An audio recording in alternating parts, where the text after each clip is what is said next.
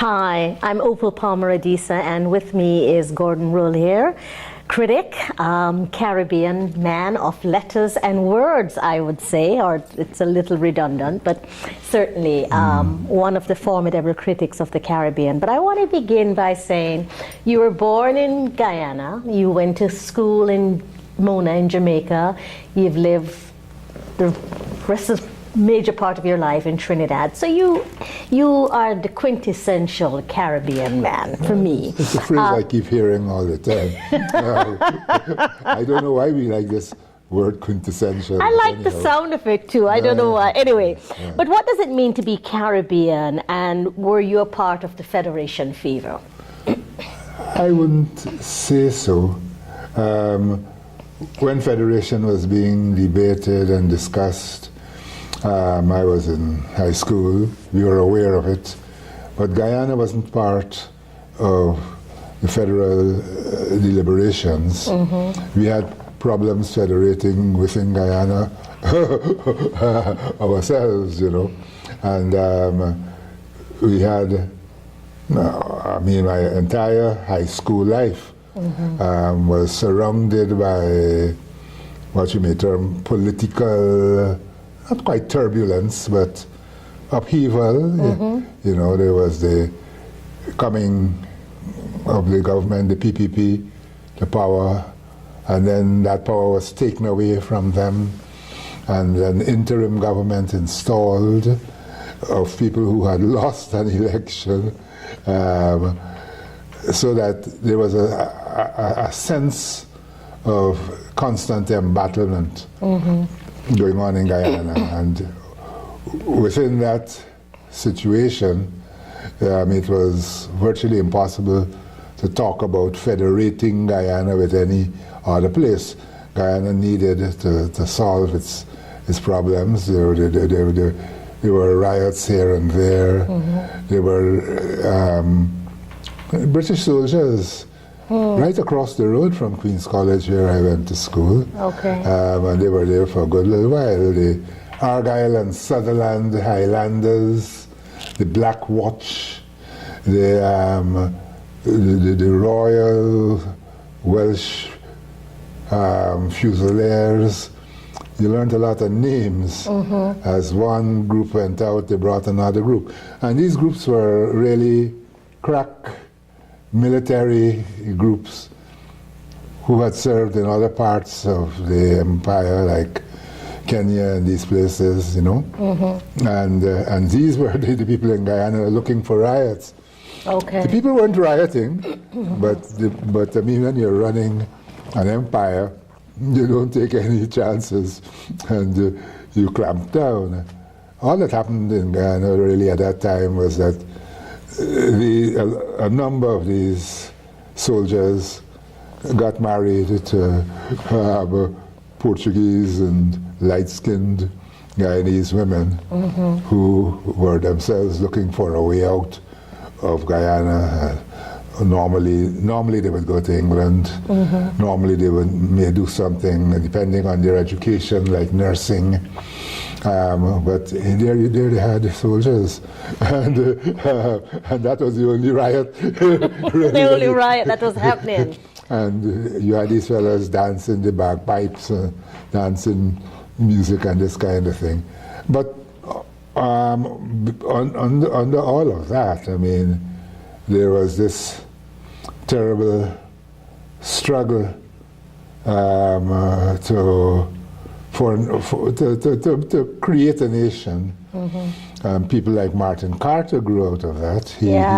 He was detained and jailed in what is now Chedijegan Airport, that area, which was then Atkinson Field, named during the war, and which later on became Timeri Airport, based on the Amerindian rock drawings.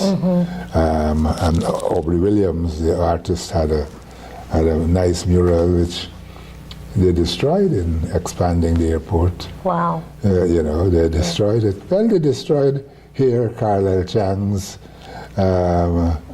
the inherent majesty or nobility of man. Right. Though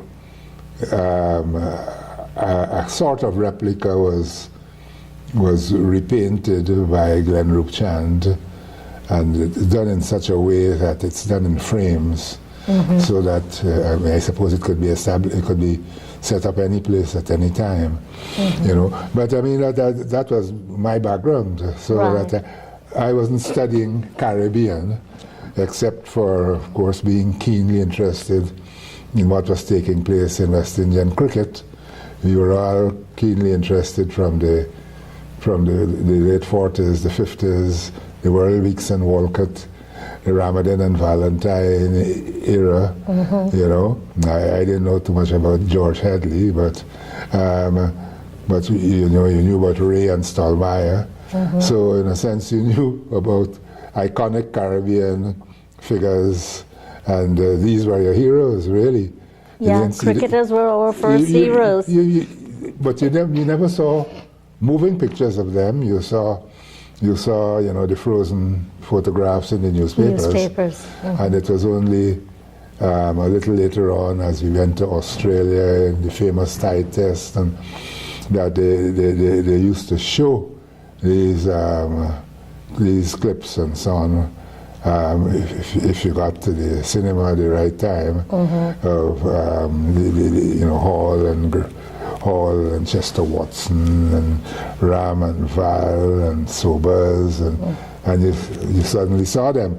Of course you saw them when they played Test cricket in the West Indies. Yeah. I went to my first Test match sometime in the late 50s or early 60s. And you could see these people now. Yeah. Our current VC, Hilary Beckles, is very much a cricket man. And Yes, I know Hilary very well. I mean, I did a series of lectures. Well, it was one lecture, but in a series of places. In honor of Sir Gary Sobers and in honor of Viv Richards.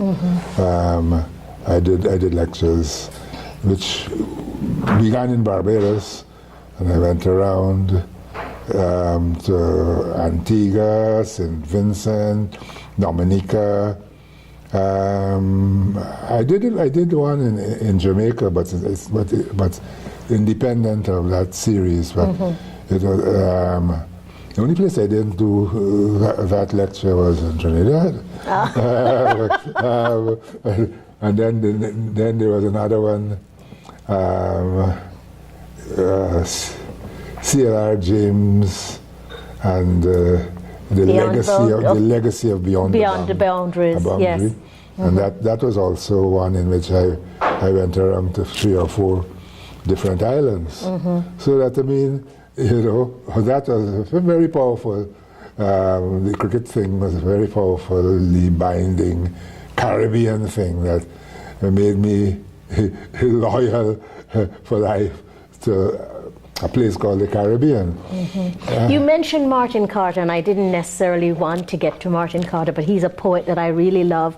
And I don't think, well, I might be wrong, but I don't think much celebration of Martin Carter and his contribution to the Caribbean poetic scene has been made, and he has been a formidable, formidable. Well, maybe not much, but there is, I think, a Stuart Brown edited collection of essays. When he died, we celebrated his life here in Trinidad at the library in Port of Spain.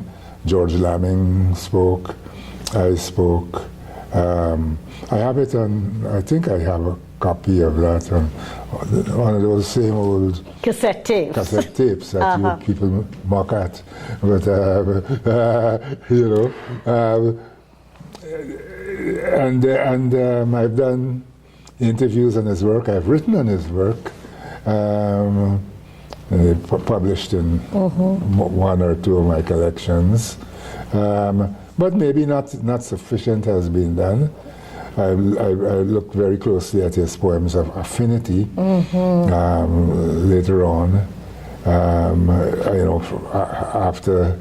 after the work on poems of resistance, and I taught his work here. In fact, when I started teaching Carter, there was no collection of Carter poems. There was a small booklet, almost, called Poems of Resistance. Right. But there wasn't any comprehensive. Then John LaRose's New Beacon brought out Poems of Succession. But before that, I dug up all kinds of bits of Carter, had them typed out, run off on another piece of obsolete equipment. Oh, those stencils! Yes, those stencils were a very important part of our my young teaching. students have no idea what that Eric is. Roach, Carter, all of these people whose work had not been collected. I set about collecting them. One of my students, Cheryl Williams, went to the Central Library and found virtually nearly all of Eric Roach's poems in BIM. Ah.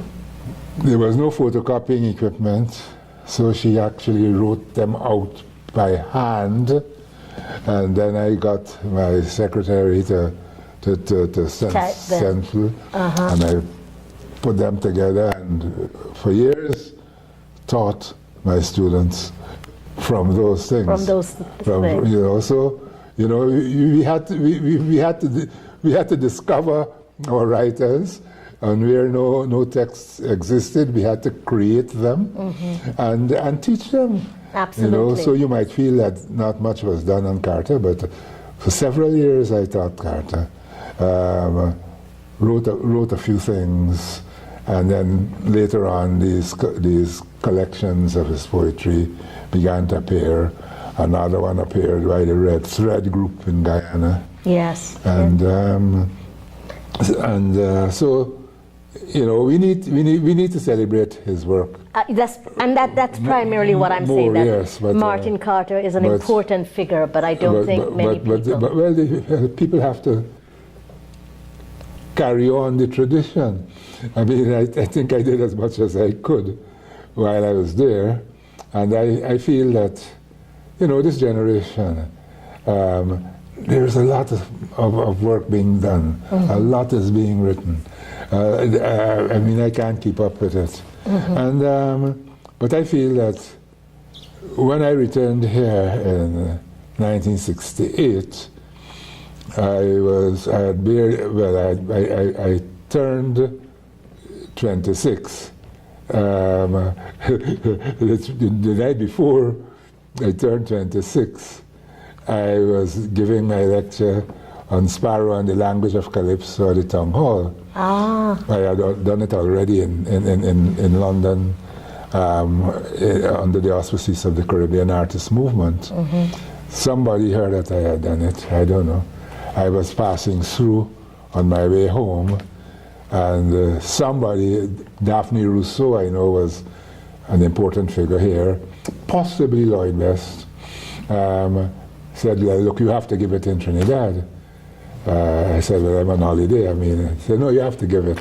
So I gave it at the town hall, but I was booked to leave the next day, so I escaped from anybody who might have wanted to get me out of town, you got to be careful when you're dealing with the hometown crowd, Exactly. But nobody, it was very well received, and the Trinidad Guardian that had got a copy, they serialized it for a week afterwards, and that was in 1968.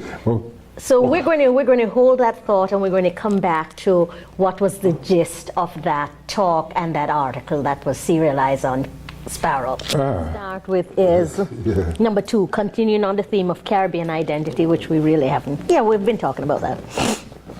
Yeah. All right. So we talked about Martin Carter and the importance of his work, and how for Carter and Roach and other writers whose work weren't collected, how you did that back then, and the important contribution that made. Before, however, I'd like to just linger a little bit on the kind of trajectory that you have witnessed, and the profound, what I consider to be profound changes even within my lifetime. The death of colonialism, the rise and fall of a united Caribbean in terms of the federation. You talked a little bit about that. Independence movement. And what we're now calling post-colonial, which I find to be a problematic term, because I don't think we're post-colonial at all. Well, you see, they have never really quite defined it. For me, post means after, after colonialism, and I don't think we have gotten colonialism out of our system. Exactly. But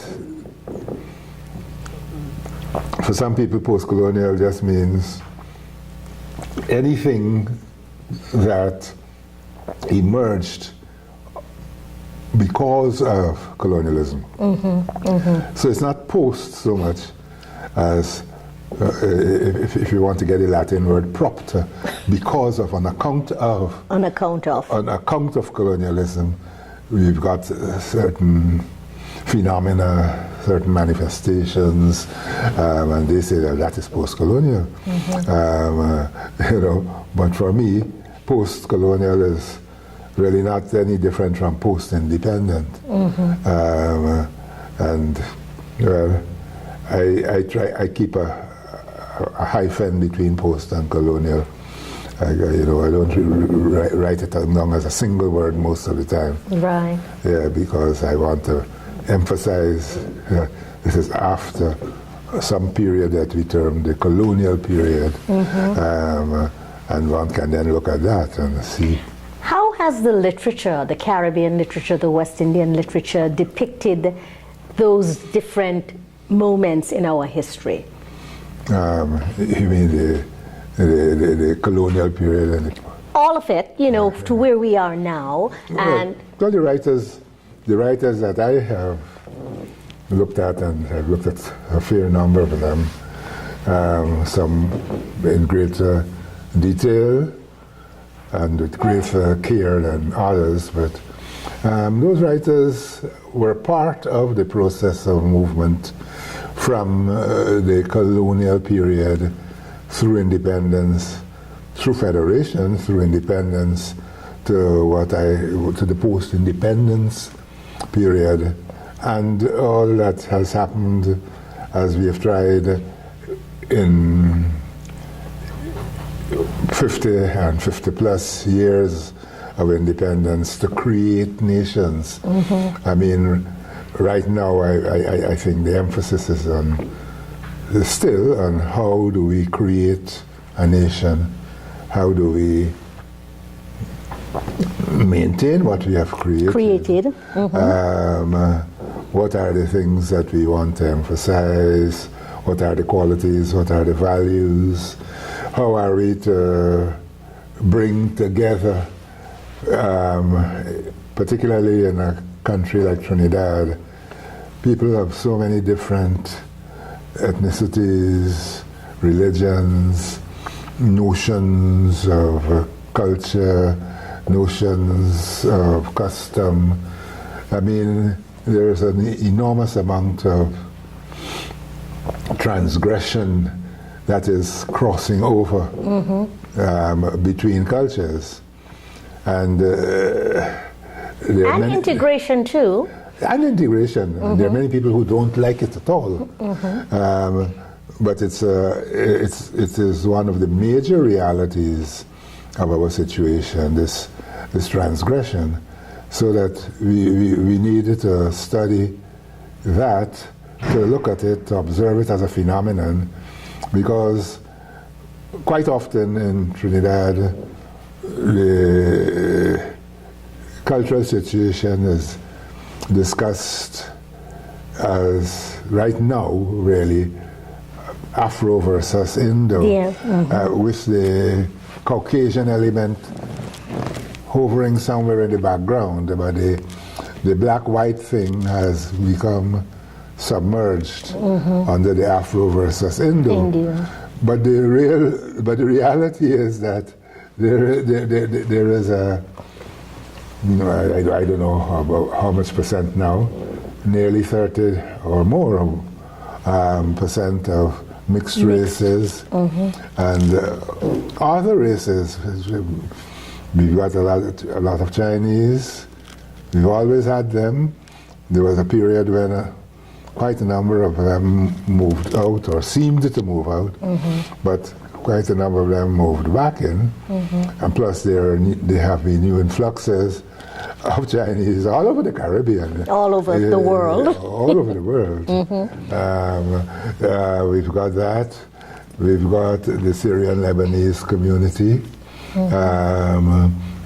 We've got that. We've got the old residue of the French Creoles. And we've got intermarriages and so on between all of those. And they form, at least there are a significant number of people. The problem has been to get them to represent the complexity. To represent themselves politically. Because politically they don't live in any given area. They're all over the country. So they become a potential third party, always looking for a home, and when they form an effective alliance with any other group, they can always, I think, win elections. So we've got that situation, and it's fascinating. It's coming out in the cultural expression. So the writers are in fact addressing that merging, transformation, commingling. I don't know how, when we say the writers, it's been there in how Calypsonians have responded to the reality, and how the people whom Calypsonians may target, some Calypsonians, I should say, not the majority of Calypsonians by any means, but some Calypsonians may target particular politicians, how they have responded to Calypsonians. And one of the things that I have written but not yet published is something called it's broadly called "Who Owns This Stage?" And that is, in a sense, a question based on Sugar Aloe's Calypso. One of his Calypsos addressed the Basio Pandey, named "This Stage Is Mine." And what he was telling Pandey, what he was telling Pandey is that if you want to answer me, you've got to come on the Calypso stage and sing a Calypso. Okay. Now Pandey is a very witty fellow and very good at rhetoric and repartee, and he took on the Calypsonians. So you got what I call a quarrel, an interesting quarrel, because it wasn't just Pandey, it was there were a group of writers. Many of them came out of UE at some point in time, and they were trying to define what the Indian presence meant. And they were seeing any criticism of that presence as an attack on all Indians, which I don't think it was true, but that's how they saw it. Right. So you had this tit-for-tat debate taking place, and which has continued. continued through the Manning regime, through the Kamla Prasad Bisesa regime, through the current regime. In fact, I ended my thing in 2018 because it's ongoing. And it involves how large, you may call it politico-ethnic communities have been looking at each other.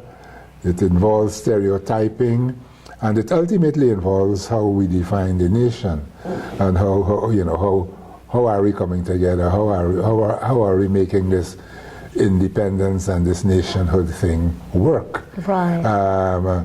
So I have then I'm looking at the theatricality of it in terms of it's calypso, it's performance, it's on a stage.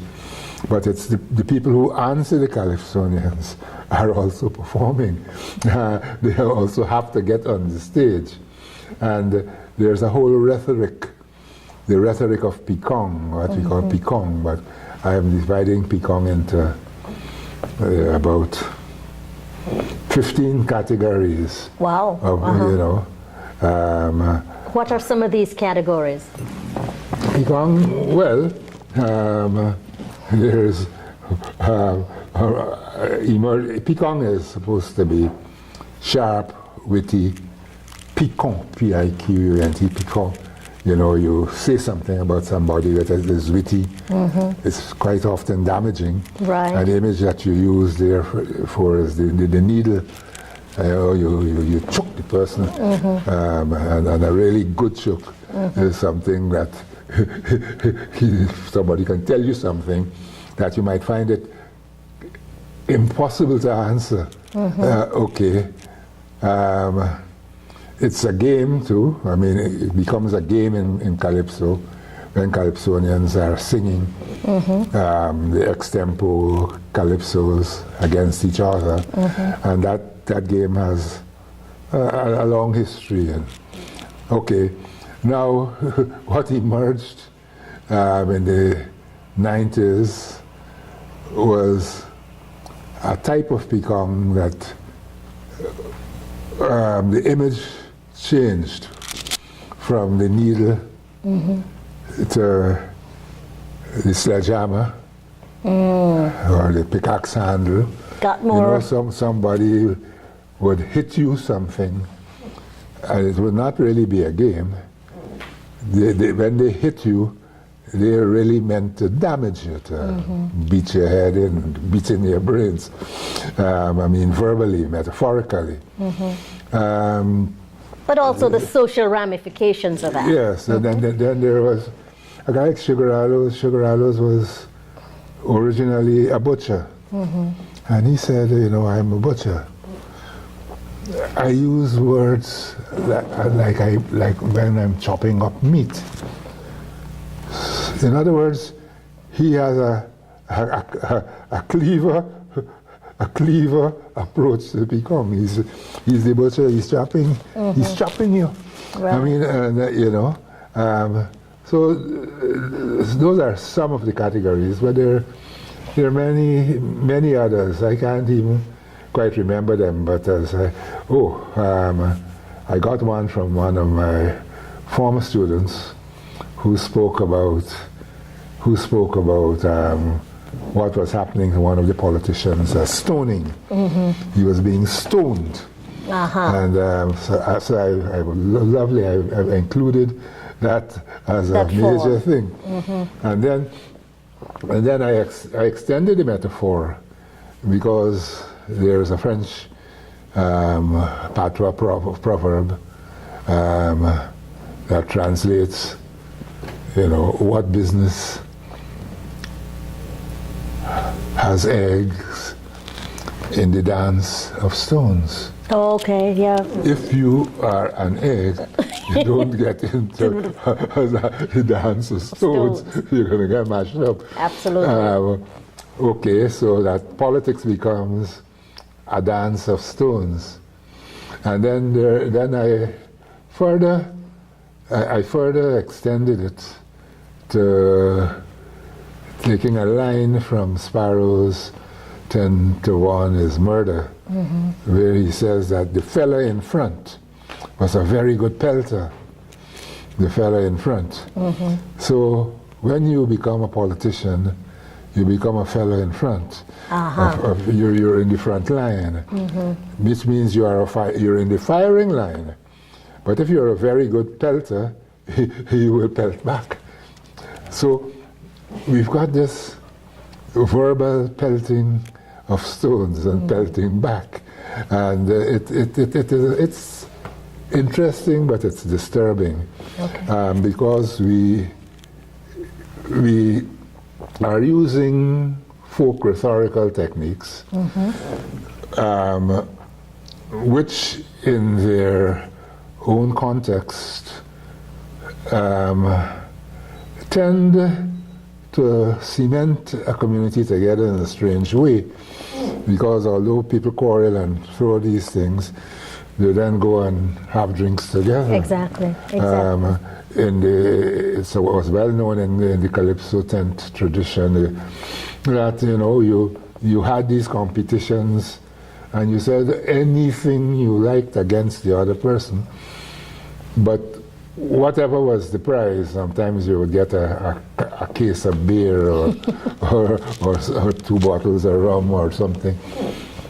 You didn't go home with that. You shared it. You shared it. So there was a ritual of contestation, of pelting, of mangling each other, and a coming together. Now, this is not what happens nowadays. It has changed. When you apply the pickaxe or the pickaxe handle or the sledgehammer or the cleaver, you wound with intent to wound. Right, and so there's no reconciliation. Which means, just to finish it off, which means that our rhetoric does not enable us to create a mode of address, a mode of discourse that settles any problem. We don't go beyond the quarrel. One side quarrels this way, the other side says the other thing, and they try to blame each other. And there's no resolution. I want to go back, if I might. We started off with cricket, where you started off. You gave one of your first lectures at 26 about Sparrow. You're a literary critic, but actually you're more than a literary critic because you're a social critic or a cultural critic. How did you embark? What was the journey that led you to the position and the role that you've occupied and that you're known for? Okay, well, I would say, the bit that we left out is really my being a student at Mona, where I certainly did become a Caribbean person because I just met other Caribbean people, and you made friends. I was very interested in what was happening in Jamaica. I didn't participate in it, but certainly things like, what was it? It was the JBC strike or something like that. There were things happening, and lots of things were being said. There was a journal like Public Opinion that one read. There was this Englishman who was my teacher, Bill Carr, and Bill Carr was very interested in the politics, and he wrote in Public Opinion a few good articles, actually. There was John Hearn, and John Hearn was on campus. And I did some of my first pieces there. I looked at West Indian history. Nobody was teaching me this. I was just picking this thing up. But I wrote an article called Facing Our Past. And I looked at Eric Williams, Derek Walcott, and I think George Lamming. Now, I don't know, how did I come to put them together? Nobody put them together for me. I was reading these people and seeing different approaches to history emerging. And I said, okay, I mean, let us see where this takes us, you know, when you look at the different approaches. And that was, I think, I mean, that endured because of a piece of that article was actually, I actually pulled back and put into History as Absurdity when I looked at, critiqued Eric Williams's From Columbus to Castro many years after. But what led me in that direction isn't clear.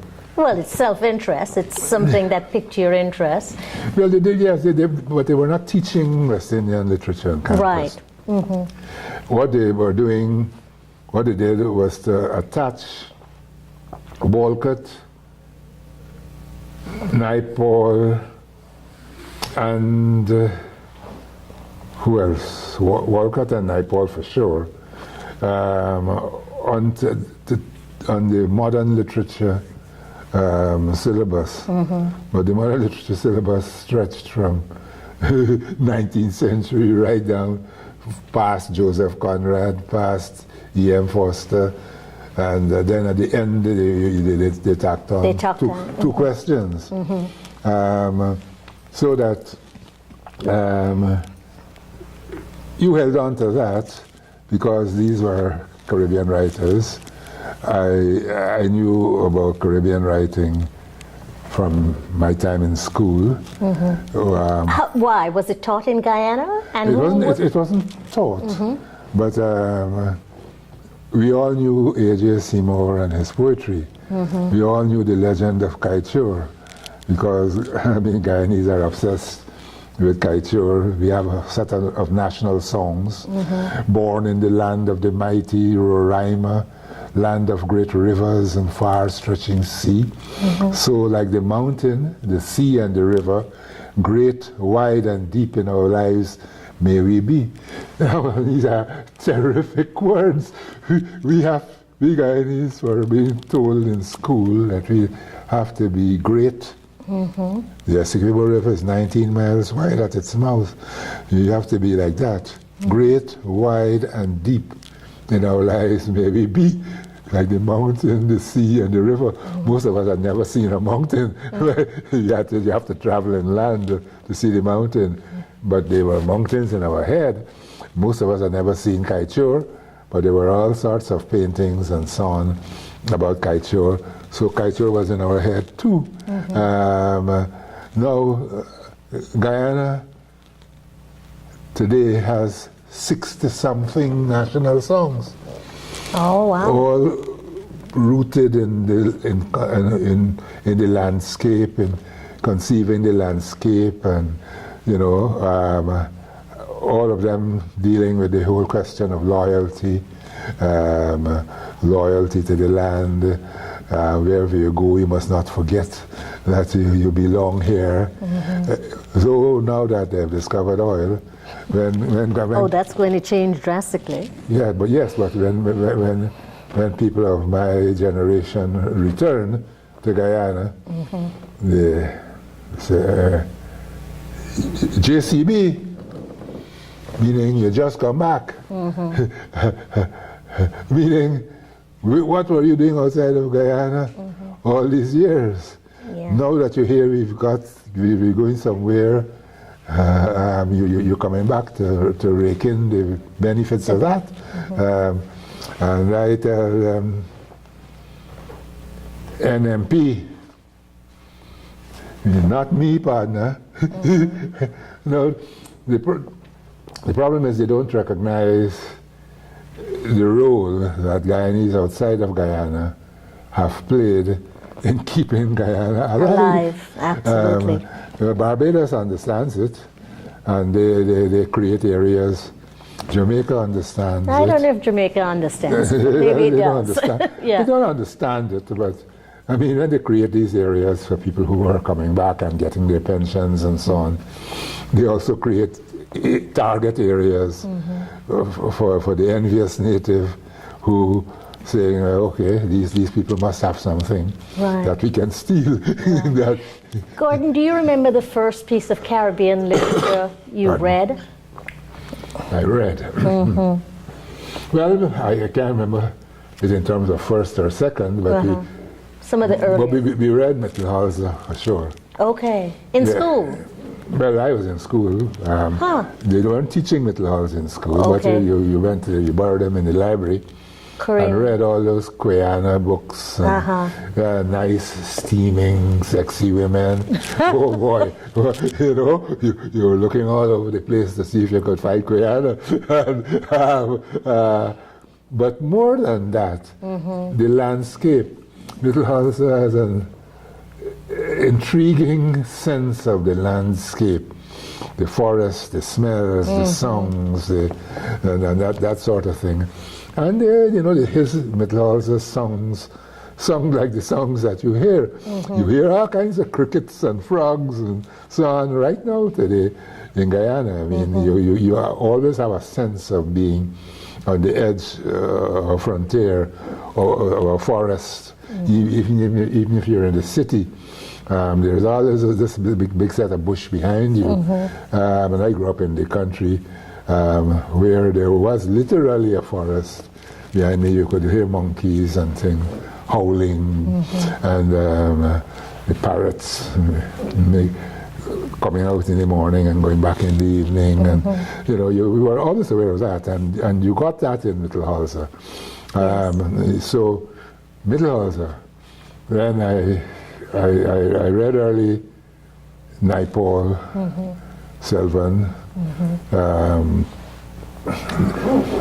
I mentioned A.J. Seymour, and there were these programs, New World of the Caribbean.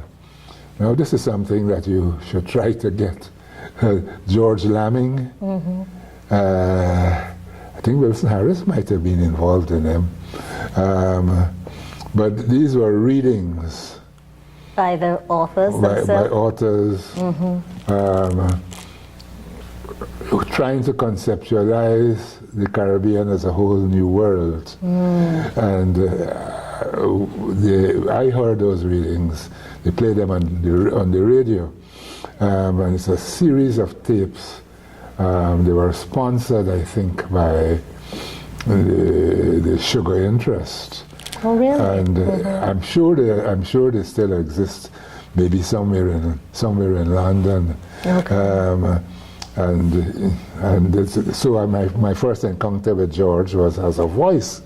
Oh, wow. So you heard these voices, and you had this concept. This is now about 1958 or so, to 59 maybe. And you had a concept. I mean, they had a concept of people born in the Caribbean, and then they go abroad, and so they try to deal a little bit with that, and then some started coming back. So there was a sense of, in a sense, a movement. In both directions. Yes.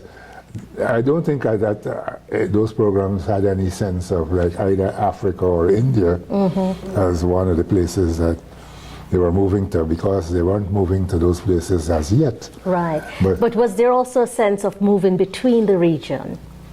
Got Grenada, Trinidad, Jamaica, Cuba, the Panama Canal. I don't think all of that was in it, but some of it must have been in it, because you are dealing with writers from different parts of the Caribbean. But in any case, that movement had started, and you were getting, as Guyana got back its constitution, and the Jagan government that got back in, looked for advice.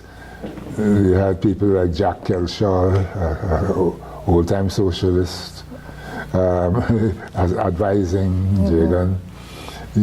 A little later on, you had Lloyd Best. I think Sil Lohar also went there. And New World actually began in Guyana with a New World fortnightly, which was cyclo-styled, again our old cyclo-styled thing, and which went through 50 issues of New World fortnightly. People like Martin Carter again contributed. His poems were in there, sometimes discussions. Miles Fitzpatrick, who was a lawyer. Edward Burroughs, who was an artist that taught in school, taught us in school. I didn't do very well at his art, but that's not his fault. Right. You did well at other things, so that's okay. We'll forgive you. You know, David D. Carey's, who became author of, I think, Stabroek News ultimately. I think he died maybe 2 or 3 years ago. But these are very, very, very important figures. Lloyd and Lloyd Best, I think Gervin, their names begin to appear in it. I'm not too certain how central they were to the actual production, but they were there, and the New World idea was there. And did some of that New World idea get featured in one of your earlier collections, a collaborative work, Voice Print, an anthology of oral and related poetry from the Caribbean? And can you talk about how that collaboration came about and its objective? Well, Voice Print, how did it come about? Somebody, Longmans probably, wanted a collection. I think the Penguin Books had done a collection. They wanted something more elaborate, I think. And they asked, I can't remember, Stuart Brown and Mervyn Morris were the collaborators, co-editors with you. And I had previously worked alongside two young Trinidadians, Winston Hackett and Alvin Massey, to put together an anthology of poems basically from Trinidad, called Corners Without Answers.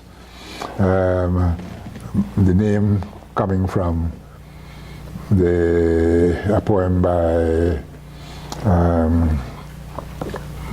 what's his name, Roger McTeer. Okay. And that anthology included poems that were written between 1964, let us say, 65, 1975. So in the middle, you had 1970. So you had a sense of what flowed into 1970, what I call the spiritual currents, because 1970 was being discussed in all sorts of ways. But I thought that here was a body of work, of statement, in which undercurrents of feeling, of belief, of desire existed that went into 1970, even though nobody knew where it was going. Right. I mean, these people were not necessarily political, but they were younger writers who were involved in all kinds of different things. Some of them involved in jazz. I mean, some real real avant-garde kind of jazz. A surprising variety of concerns. But some of the older writers, like Cliff Seeley, who ran his bookshop, and his bookshop was really like a cultural center, an intellectual center, because he brought down all kinds of books that you didn't know about or wouldn't have known about otherwise. Margaret Wyke had been in a member of the West Indian Federal Party or whatever it was. She was still here, and she wrote at least one, more than one, but one very beautiful poem. History leaves no memorials to the poor, dulled in their galvanized dungeons, in the step-steepled Laventille, and in the caroni of their sorrows. The caroni of their sorrows. I mean, you get Laventille, step-steepled, yes, because they're building and they cut these steps into the side of the hill, and they go up there. And steepled because there is that church in Laventille, supposed to be what Walcott calls the miraculous hillside shrine or something like that. It's a Lady of Fatima church. I don't know whether the Lady of Fatima actually appeared there. I don't know why she would appear there, but Walcott has that image. And he has the image of the buzzards, the vultures, circling and descending on the city. But that anthology was theorizing about, it seems to me, orality and the importance of orality in Caribbean culture, which I think is still an important element. You're talking about voice print now? Yeah, voice print. Well, I was trying to explain how I got into this voice print business, because I had done that collection, which never was published, although it was typeset and so on, because I think the printer was advised that my long essay, Corners Without Answers, I think I call that too. It's a long essay that appears in one of my collections, was too long. Though my essay was trying to bring focus to that entire enterprise, that entire group of people.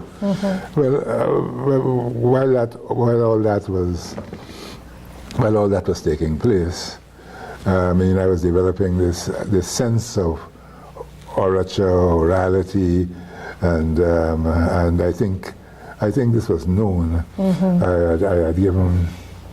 I'd given talks since I can't remember, the early 70s, in which I was dealing with the oral tradition, using tapes. Bongo Jerry, sooner or later, but must. Louise Bennett. I had a whole organization of oral poetry, and I spoke about it. And that was in Barbados, I think, when they had a center for multi-ethnic studies there. So it was known, because I had moved from, I knew I'd done Sparrow in the language of Calypso. Right. I had correspondence with Kamau Brathwaite, and on Calypso as poetry, and on the problems or the challenges of you may say prosody, if you were writing poetry with a Calypso, a sense of Calypso rhythms in your head. I had made a criticism that our writers were not sufficiently aware of this, and he had objected to it because he said he was trying to do things like that in rites of passage. And I, of course, had long conversations about at least one long conversation about rites of passage with him in since the days of Caribbean of CAM, when I would come down from Birmingham to his to CAM meetings and overnight by Camau. And we had a long conversation, and then I tended to keep a notebook, and I wrote down what this conversation. I had gone through his thing and written my reactions to different parts of rites of passage, and I sat down and discussed those with him, so that already there was a sense that I was leaning towards orality, orature. That's why I was invited to do this thing, the voice print. And I had to ask myself some fundamental questions. It wasn't named voice print at the start. Mervyn was the person who thought of the name. Okay. Yes, and I thought it was a marvelous name. You know, a metaphor actually. And then I asked myself, well, okay, what do people do with their voices? And of course, you talk, you converse, you quarrel, you sing, I sing, I shout, I groan, I dream about. I mean, you know, immediately you have almost a blueprint for orature. I sing things, I sing, I shout, I groan, I dream about. These are categories of vocal expression, performance. Yeah, and voice print is in fact an apt name in terms of how the voice then gets translated on the paper and what happens to it or doesn't happen to it as a result of it being written. Yes, well, of course. I mean, in teaching it, for example, I taught it with my big box. You know, I placed a lot of emphasis on performance, and I actually taped. If not the lectures, I think I taped the lectures, but I taped the tutorials that I had in that period. You know, so there's a phenomenal amount of stuff that has not yet gotten into print? No, it hasn't gotten into print, not really.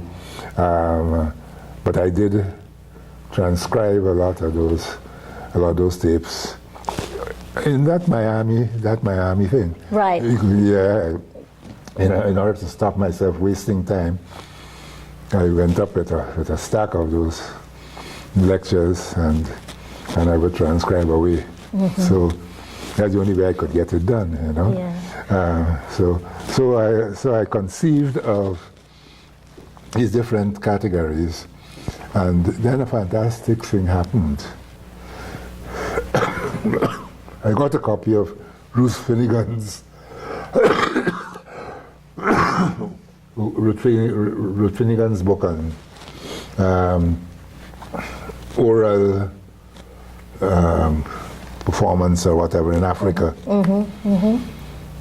I'd heard about it since the Commonwealth Literature ACLARS conference, famous ACLARS conference in 1970 or 71, held in Mona. Interesting conference. A lot of confrontation in that conference. I heard about it since that time when Eldred Jones, I can't remember whether he's Nigerian or Ghanaian, but he spoke about, I did the literature and the folk lectures, and which became one of my articles, and it stirred up a lot of discussion too, because I did my readings of Wings of a Dove, and again, one was trying to work out this oral thing. And Eldred Jones said, well, you know, one is talking about an oral tradition. The term had never been used, as far as I know, Before. So when I looked at Ruth Finnegan's work, virtually all the categories I had worked out for voice print were in her book. People looking at it would say that, well, look, he read Ruth Finnegan and he put them there. No, I just asked basic questions, and I discovered that we were in fact continuing an oral tradition in the Caribbean poetry, up and down the Caribbean, without knowing that we were doing it. You know, without conceiving it as in being that way. In that way, which told me a lot about, we may say, cultural survivals. That in fact, cultures don't just get erased and die. No. They are concealed, they are masked, they are buried, and they are resurrected. Absolutely. And when they begin to grow again and manifest themselves, we sometimes don't even know that this is what we're doing.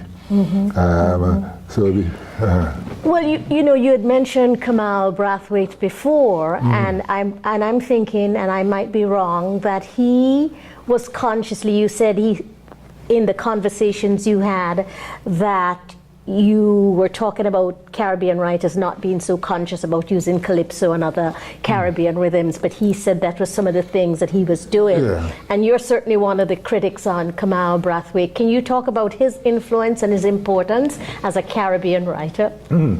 Well, first of all, he had a different experience in that he did not stay in England after he did his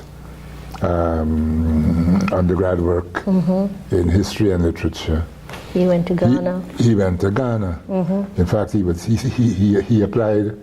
He felt that he was just a citizen of the world, and he applied for 3 different places. One in Jerusalem, in a monastery, one some African, forget the places, but he ended up in Ghana. And in Ghana, he was like an education officer, and he had to liaise with the villages, the chiefs in the villages. He had to learn their oral tradition. He learned a little bit of Twi, I think. He learned about, I don't know, how they used dance and costume, because he wrote a thing called The Pageant of Ghana. And to do the pageant, you had to be very correct about the costumes of the different nations that were already there in Ghana, because the Ashanti people, the word Ashanti means because of war. And it describes a federation of 6 different states, different people who recognized that all the fighting that they were doing against each other were weakening each of them individually, so they came together against another great nation from Denchira, in order to survive. I think they actually defeated Denchira. So that he is there in Ghana. He is absorbing an enormous amount of information. He is recognizing the Caribbean for the first time against the screen of Ghana. He is, and he's dreaming Barbados. He's dreaming, while he's there in Africa, he's dreaming Barbados. We're going to pause.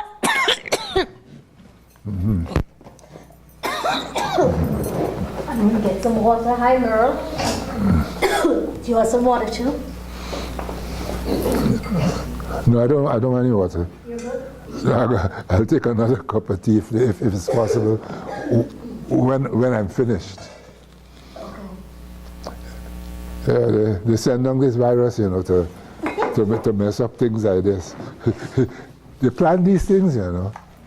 You come in, somebody hit you with a virus, they hit me with one too.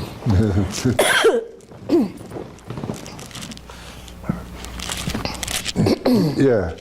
So let's continue. You were talking about Kamal Brathwaite and Yes, his absorption in Ghana. Yeah, so that when he returns to the Caribbean, strangely, he does not return to Barbados or Jamaica, he returns to St. Lucia. Was that where he returned first? I don't think I knew that. Yes, he had a year or two as extramural tutor in St. Lucia. So he learns about another Caribbean society, and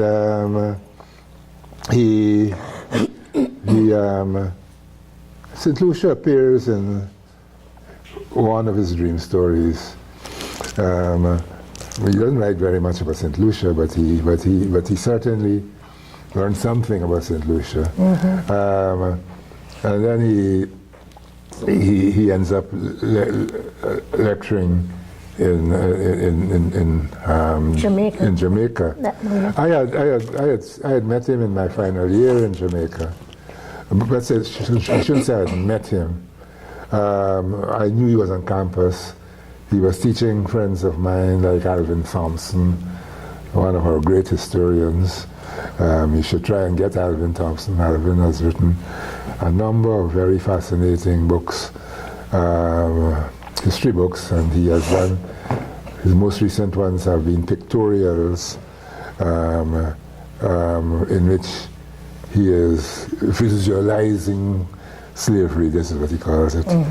So you get a picture of slavery, what was really going on, and this is right across America, the Caribbean, and so on. Now, Alvin was was in Brathwaite's class, and Winston McGowan, who became a professor in Guyana, he also, I think Bridget Burton, she was on campus a year behind me. So I asked him, well, what's Kamal teaching you? And he was teaching European history. And he was teaching I suppose the emergence of Europe. And he was talking about the movement down, the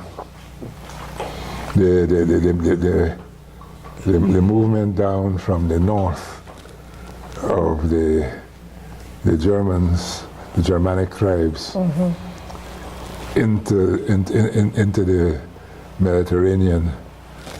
But he was also talking about the movement in Africa.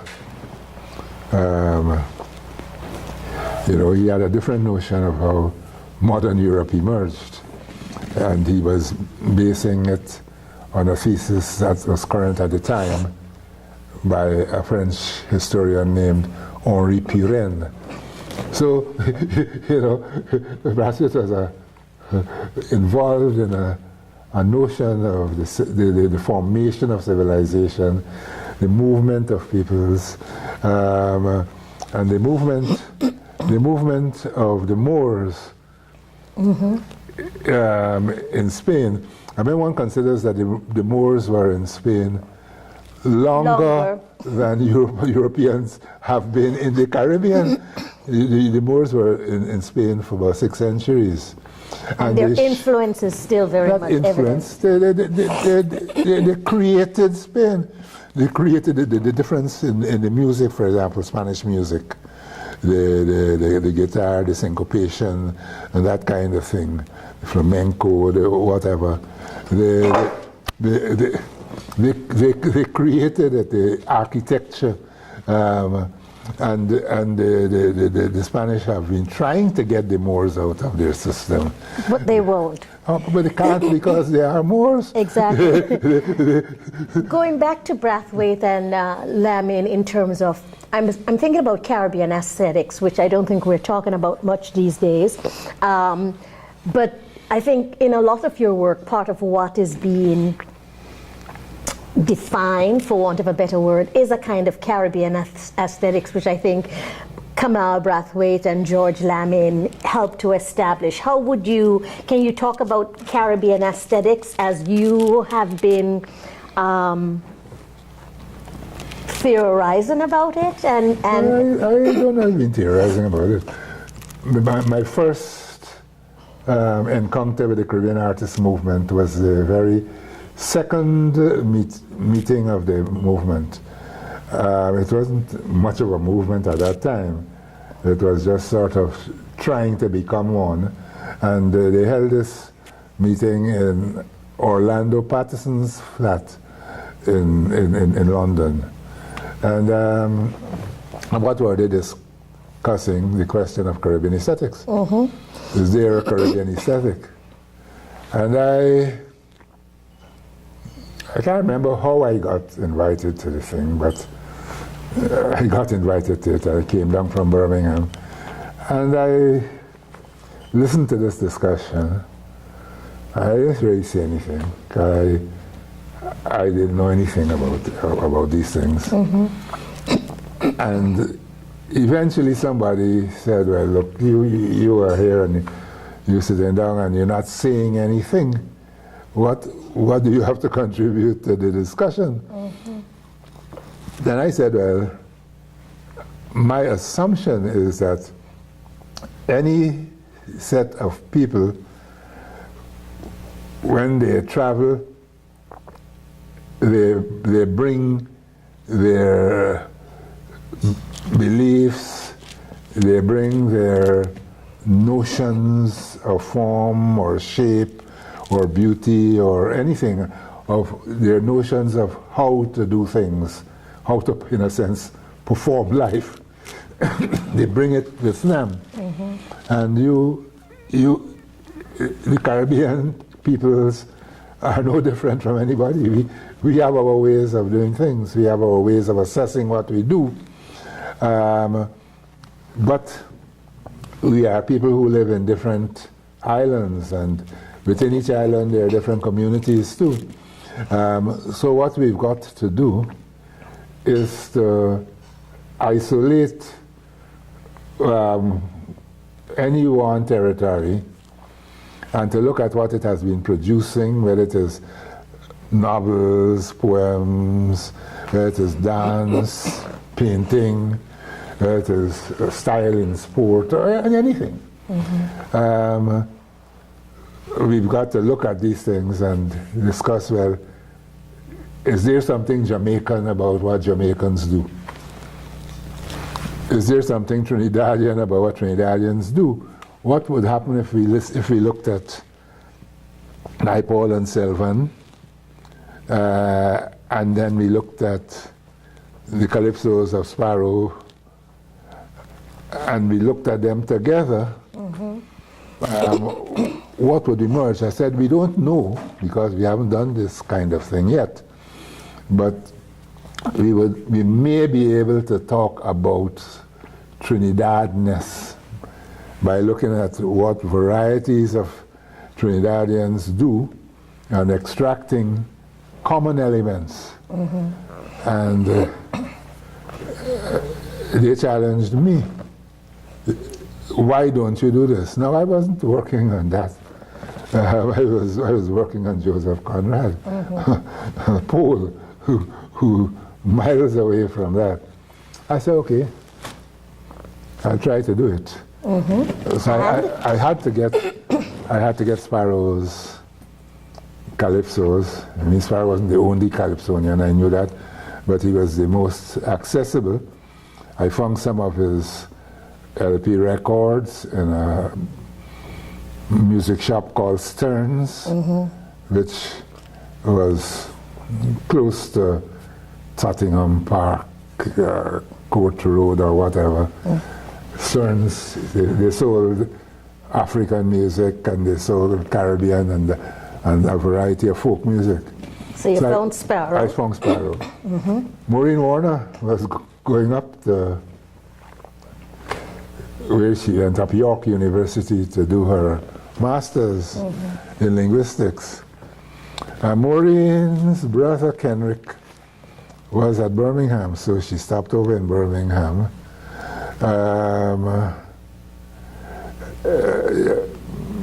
And she brought a copy of a book that had just come out by Sparrow.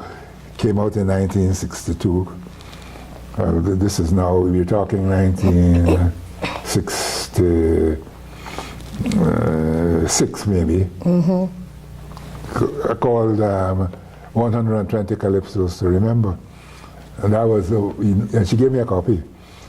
We were together there in a group. We played in a steel band. We had a steel band. We made our own pans. We played in a steel band. There were Chinese there, a lot of number of Chinese in our team, in our band. And that book was a great help because you know, one of the things about calypsos is that you hear about a calypso where you sometimes can't find the record, and if you find the record, sometimes you can't distinguish all the words. Right. But here I had a text, so I read it as text, listened to what I could as music, and came up with this Sparrow and the Language of Calypso. So this is what moved me, you may say, in the direction of culture criticism, but the term did not exist at the time. I was just doing, in a sense, what I keep saying, I was doing what was in front of me, and trying to apply ways of reading, which had, in a sense, nothing to do with the calypso, but you had learned to read things in certain ways, and you pick out themes, and you try to look at, say like the portrait of women, and I was, in a sense, very shocked when I looked at all the things that were being said about women. I mean, what shocked you the most? Or what are some of the things that shocked you about what was being said about women? Well, there was a starkness, Jean Marabunta, nobody want her, and she only picking pocket the mind sweet man. That's her occupation. And when she can't get money to thief, she doing short time for so. A lie. If Sparrow says so, is so. Now, I said, but there's no compassion in this thing.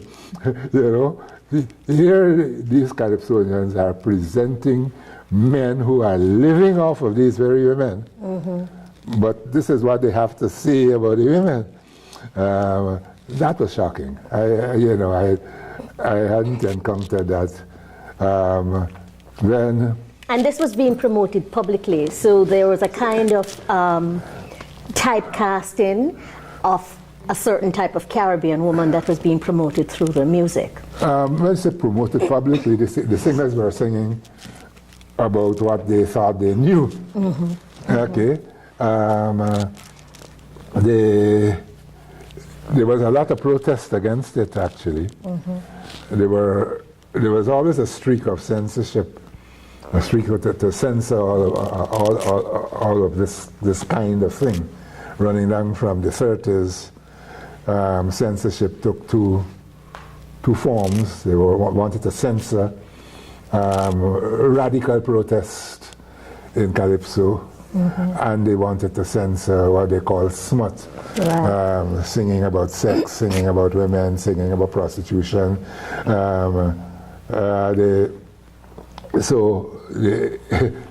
won't say it was being promoted, but the singers were always doing what they considered to be their thing.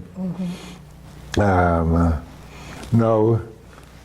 okay, there were very many different dimensions to what was happening in Sparrow's Calypsos.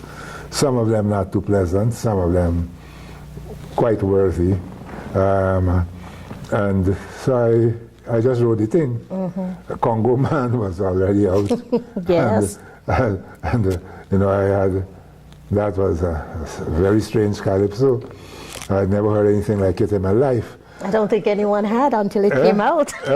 And in fact, I don't know if there's been another song like Congo Man since then, quite frankly, despite all of the kinds of more sexually promoted songs. Yes. There isn't another song like Congo Man. But there are songs that have a similar starkness, like Trinidad Rio's Body Parts. Trinidad Rio's, you know, there's a line of humor in Trinidad that is, stark is the only word I can use. And you'll find it in different kinds of places. And I look at some of that in different things I've written, actually. But So Sparrow and the Language of Calypso is what came out of that and this business about aesthetics. And the problem was that having started by looking at Sparrow, I couldn't do the other things, looking at Naipaul and looking at Selvin and seeing the similarity. There was just no time for me to do all of those things. So I had already written stuff on Naipaul. That was since 63, 64, when I wrote essays an essay for the Alan Lane Prize. And I won it. I didn't know who Alan Lane was, but they were offering this prize. And I wrote the thing which came out as The Ironic Approach in Louis James's collection, The Islands in Between.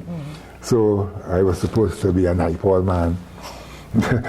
People put you in these boxes, you see. Yeah, they do. You do a thing on Sparrow, and you're supposed to be the Calypso man.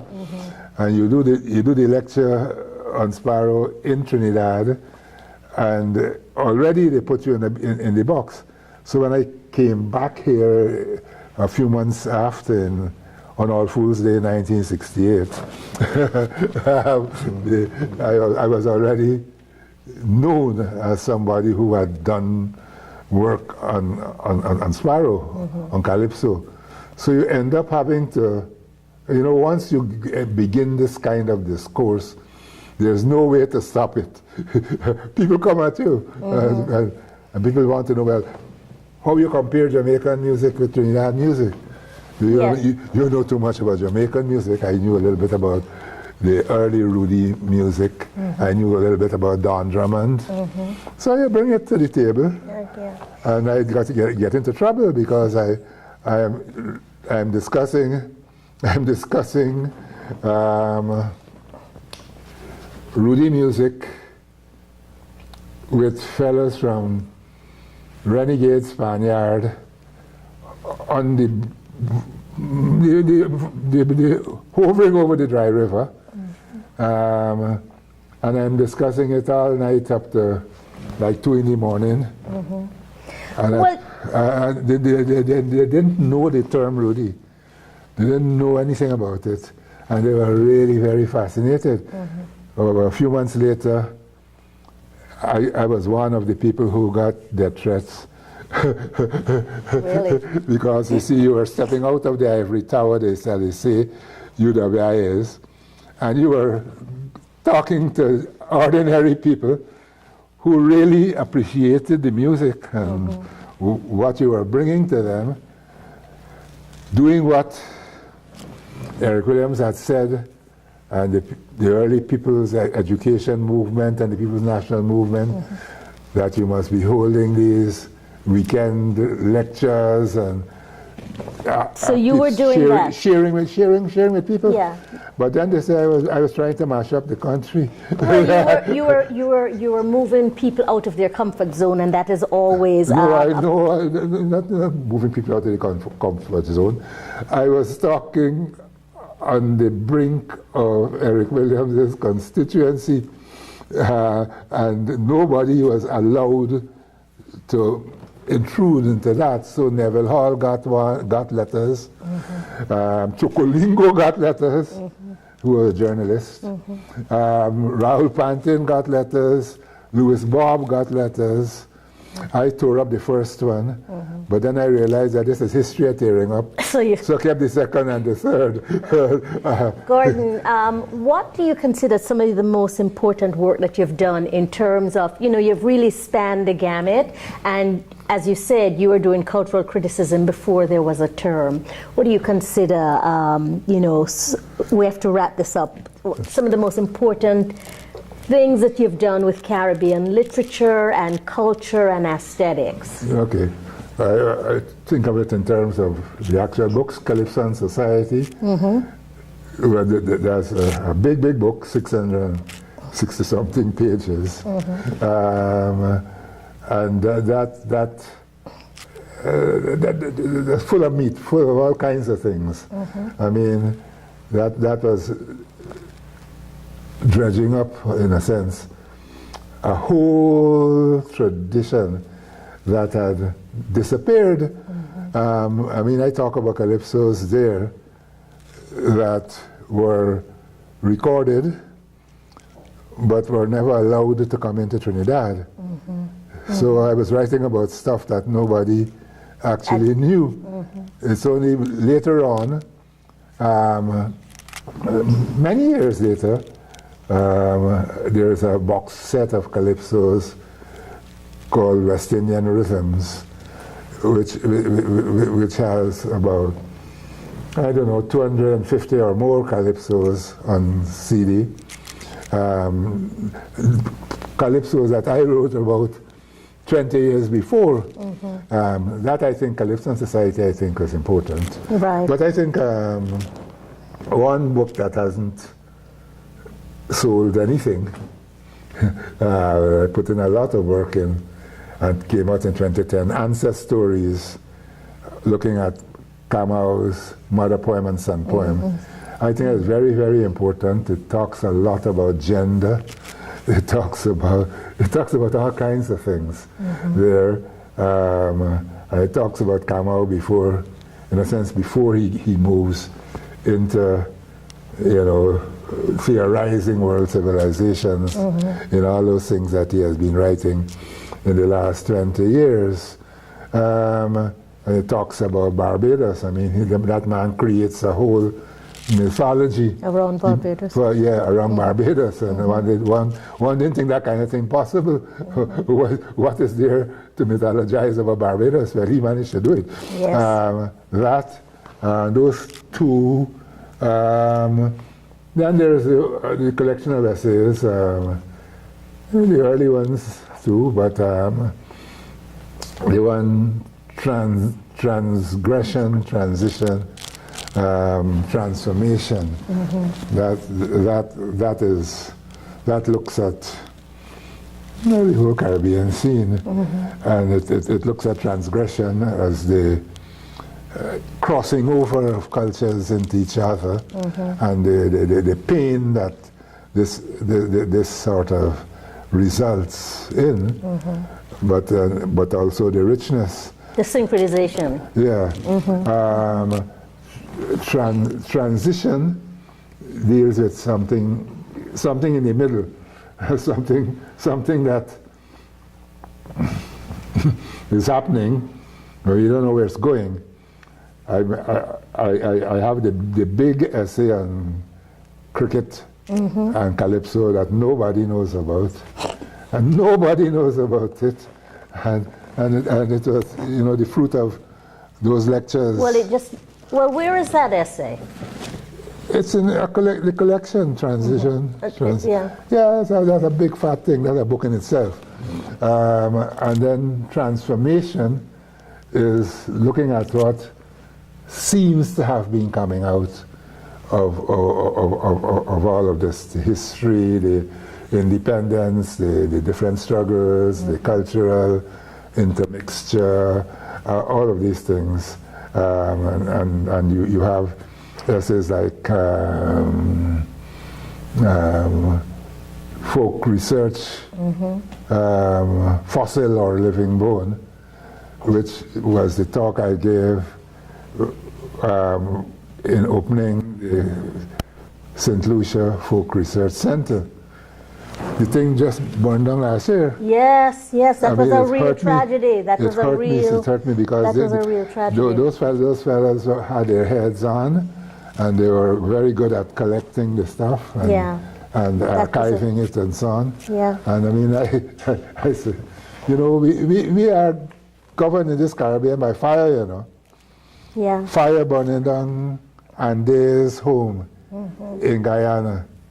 That the archiving of the whole women's red thread press and the working the WPA in Guyana. That whole thing gone. Fire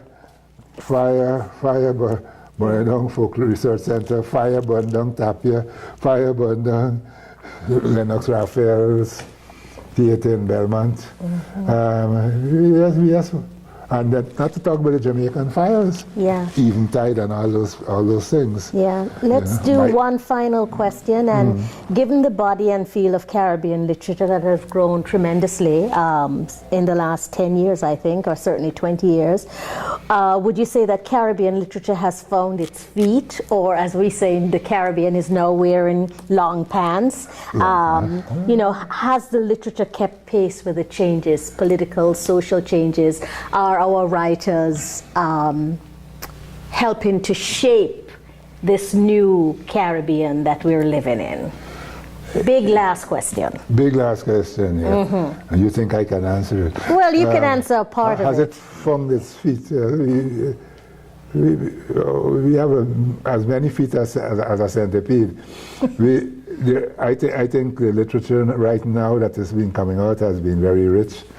I think there has been a lot of what one might call archival type literature, going back and remembering the past. People have been writing all kinds of memoirs and so on. That's one thing. There's the sense of a world that is disappearing, and they want to preserve it. Yes, okay, that's one thing. Then there are a lot of young writers emerging. I can't quite place them, but I'm looking for the 25-year-old who will be coming out right now from this institution or any other institution, and who will take up the job.